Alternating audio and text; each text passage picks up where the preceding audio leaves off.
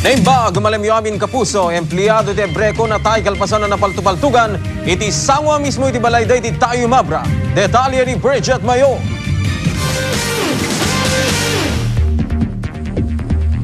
Pasado alas 6 tay bigat, nagsasaruno aputok ti paltog tinangeg dagiti residente dito'y barangay Poblasyon Tayum Abra.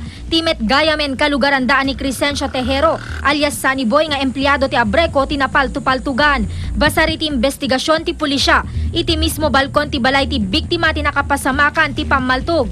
Posible ang nagpwesto ti gunman iti sangwanan ti balay ti biktima. Mapanayan ti balkon ni na ma'am, mapan siguro ag ilad siguro ti adami ti ko, adati lord dati mapanakitain ti ma'am.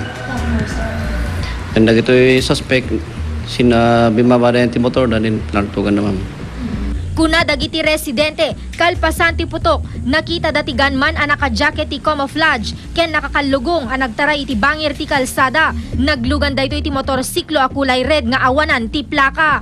Da nakalugan nga may isa, di may isa bimaba, di pakpak punana. Di maray mo di may isa ay naglag na nga nakigumlang ti paltog. Limugan da mo lang sa nagprasjay.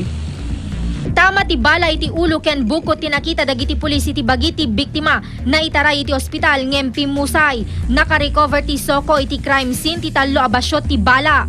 Balay talo ti na ko, nabiro ko nga empty shells ijay, tapos may isang islag ti caliber 45 ma'am.